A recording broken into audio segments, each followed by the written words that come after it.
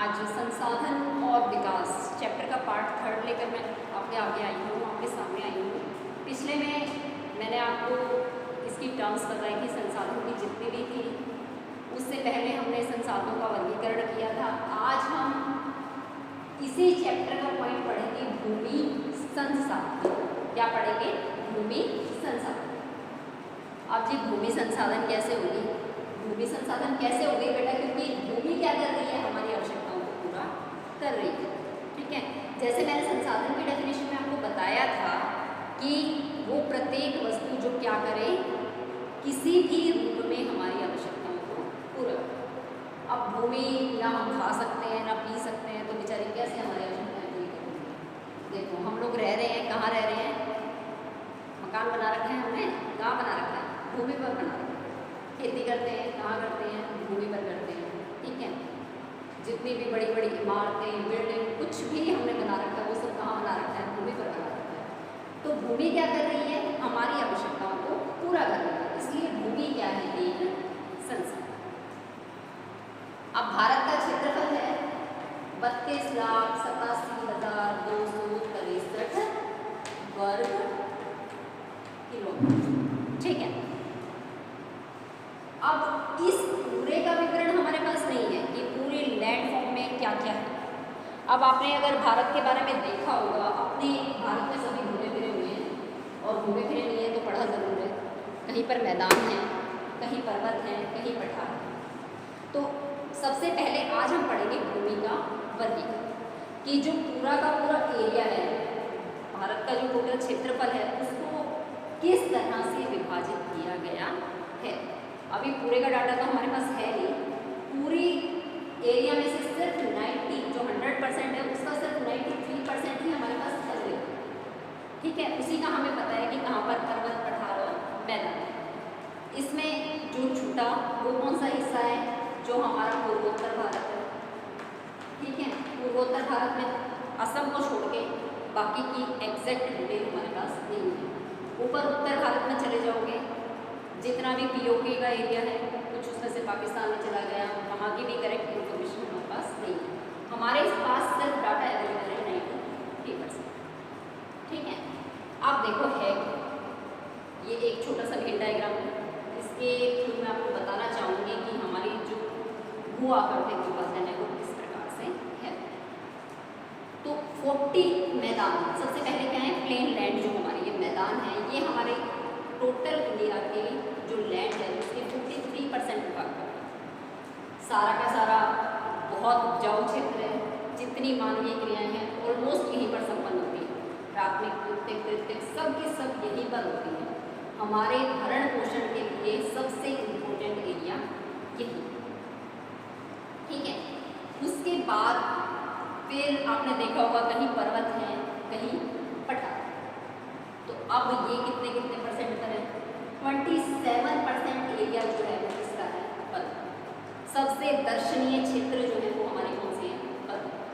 उसके बाद थोड़ी सी मिस्टेक हो गई, 30% पर क्या है? पर्वत है, और 27 पर क्या है? हमारे पठार हैं, जो खनिजों का भंडार। जितने भी हमारे मोस्टली खनिज हैं वो सारे के सारे कहाँ पर हैं? हमारा जितना भी पठारी क्षेत्र है वहाँ पर ये उपलब्ध है। पर्वतों पर सारे के सारे दर्शनीय स्थल, हमारी जितनी भी नित्यवाही नदियाँ हैं वो सारी की सारी कहाँ से निकल रही हैं? पर्वतों से निकल रही हैं, जो हमारी जल, जो हमारे जीवन का आधार है, उस आवश्यकता को पूरा करती हैं। मैदानों के बारे में आपको बता चुकी हूँ। हमारा आर्थिक आधार जो है वो इसी एरिया से जुड़ा। तो ये क्या था? हमारा भू-आकृतिक विभाजन, जो हमारा टोटल इंडिया का लैंड फॉर्म है उससे संबंधित।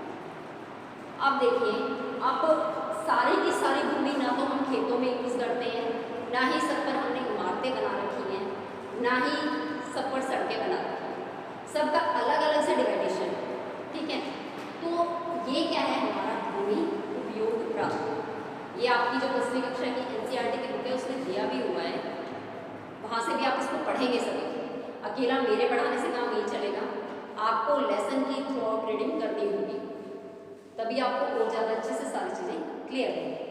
ये हमारा क्या है? भूमि उपयोग प्राप्त, कि हमारी भूमि पर कौन कौन सी चीज़ें हैं। तो फर्स्ट है वन, ठीक है, पेड़ लगे हुए हैं। तो सन 1952 में क्या बनाई गई थी बेटा, राष्ट्रीय वन नीति बनाई गई, ठीक है, मोस्ट इंपॉर्टेंट है, 1 नंबर के क्वेश्चन में बहुत बार पूछी जाती है, राष्ट्रीय वन नीति कब बनी थी, सन 1952 में बनी थी। किस लिए बनी थी? इस वन नीति के तहत क्या निर्धारित किया गया कि भारत की जो पूरी लैंड है उसके 33% पर क्या होने चाहिए, पेड़ होने चाहिए। है कितने पर? 22% पर, ठीक है। तो इसको हमें क्या करना है, वो बढ़ाना है। तो ये जिन क्षेत्र में वन लगे हुए हैं वो भूमि ना तो हम कृषि में यूज करते हैं, ना ही वहाँ पर सड़कें बनाते हैं। तो ये सारा का सारा एरिया जो है वो रिजर्व है किसके लिए, हमारे वन, ठीक है, यानी हमारे काम का नहीं है, यहाँ पे पेड़ लगे हुए हैं। फिर नंबर 2 पर आ गया हमारा कृषि के लिए अनुपलब्ध भूमि। इसमें 2 प्रकार की भूमि शामिल की जाती है। पहली तो कौन सी होती है, बंजर भूमि। बंजर भूमि जिसकी उत्पादक क्षमता या उर्वरा क्षमता हम कह सकते हैं कृषि योग्य नहीं, यानी हम वहाँ पर खेती कर ही नहीं सकते, अगर करें तो उपजाऊ क्षमता क्या है, नहीं, ठीक है। तो ये भी काम की नहीं रही ना। तो बंजर भूमि की भी क्या है, उपजाऊ क्षमता नहीं है, उसे ही कहेंगे बंजर भूमि जिसमें चाह कर भी हम क्या ना कर सके, खेती ना कर सके। उसके बाद है गैर कृषि परियोजनाओं में लगी भूमि। अब ये कौन सी होती है, ये वो भूमि होती है जिस पर हमने सड़कें बना दी, ठीक है, इमारतें बना दी, बड़े बड़े होटल्स बना दिए, कुछ भी एज इट इज जो हमने खड़ा कर रखा है भूमि के ऊपर, वो सब क्या है, गैर कृषि परियोजनाओं में लगी हुई भूमि, ठीक है। एक तो ये काम हो गया, पेड़ हो गए, उसके बाद बंजर भूमि हो गई और गैर कृषि कार्यों में लगी हुई भूमि। नेक्स्ट में थर्ड पॉइंट हमारे पास है वो क्या है, प्रति भूमि के अतिरिक्त अन्य भूमि, ठीक है, अन्य कृषि अयोग्य भूमि। आप देखो सबसे पहले यहाँ पे ये बढ़ रहा है, इसलिए मैं इस पॉइंट पे आ रही हूँ, ठीक है ना। अगर हमारा ये पॉइंट ही क्लियर नहीं होगा तो इसको समझने का कोई फायदा नहीं। आप देखो यहाँ पे बढ़ रहा है प्रतिभूमि। अब ये प्रतिभूमि क्या होती है, क्या आसान होती है? प्रतिभूमि होती क्या है, वह भूमि जिसे हम क्या करें, कुछ वर्षों के लिए भूमि की उपजाऊ क्षमता बढ़ाने के लिए खाली छोड़, उस भूमि को क्या कहते हैं, प्रतिभूमि।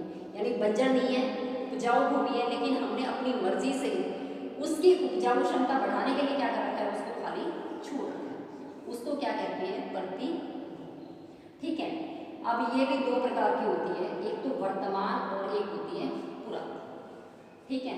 अब इन दोनों में डिफरेंस क्या है, देखो वर्तमान प्रतिभूमि कौन सी है और पुरातन प्रतिभूमि कौन सी है। वर्तमान प्रतिभूमि होती है जिसे 1 वर्ष या इससे कम समय के लिए हम क्या करते हैं, खाली छोड़ते हैं, उसे हम क्या कहते हैं, वर्तमान प्रतिभूमि, ठीक है। जिसे 1 वर्ष या इससे कम समय के लिए क्या किया जाए, खाली छोड़ा जाए, उसे हम क्या कहेंगे, वर्तमान प्रतिभूमि। उसके बाद सेकंड हमारे पास है पुरातन प्रतिभूमि। अब पुरातन प्रतिभूमि कौन सी होती है जी, जो 1 वर्ष से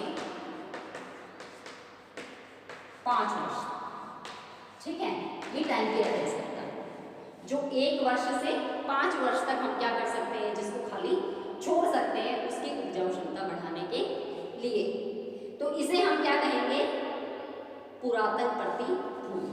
अब वापस से हमारे इस थर्ड पॉइंट पर हम आ जाते हैं।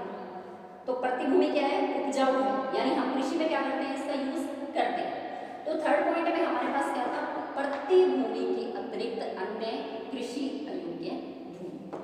तो इसमें क्या है कि एक तो स्थायी चरागाह, चरागाह किसे कहते हैं, जहां पर पशुओं को चराने के लिए ले जाया जाता है।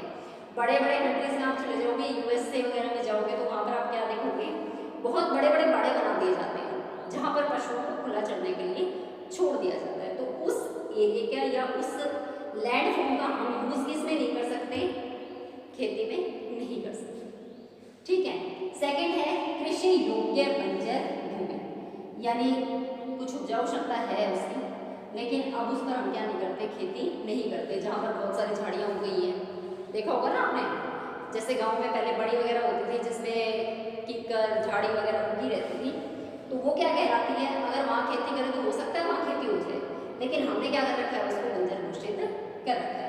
तो ये था बेटा भूमि उपयोग प्रारूप, कि किस प्रकार से हम भूमि संसाधन का उपयोग करते हैं, वो किस किस हिसाब से बटी हुई है, और ये मैंने आपको बताया था भूमि का वर्गीकरण। तो बेटा हमने भूमि उपयोग प्रारूप देख लिया, भूमि का वर्गीकरण देख लिया। अब हम जब इतनी शिद्दत से इतने जोर लगा के भूमि संसाधन का उपयोग करते जा रहे हैं, तो क्या हो जाएगा, भूमि जो हमारा संसाधन है उसका निम्नीकरण हो जाएगा, यानी उसकी गुणवत्ता का ह्रास हो जाएगा। भूमि निम्नीकरण का सबसे बड़ा जो मेन फैक्टर है वो कौन है, मानव है। मानव ही क्या कर रहा है, सबसे ज़्यादा भूमि की उर्वरा शक्ति में, उसकी उपयोगिता में कमी ला रहा है। उसने भूमि का इस तरह से दोहन किया है कि आज हमारे पास कृषि योग्य जो भूमि है वो घटती जा रही है।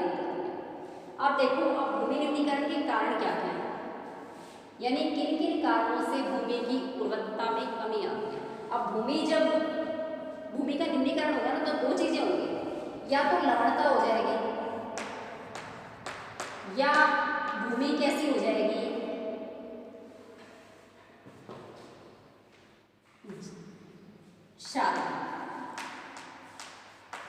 क्षारीय भी इसको आप कह सकते हो। और दूसरी समस्या उत्पन्न हो जाती है जल का।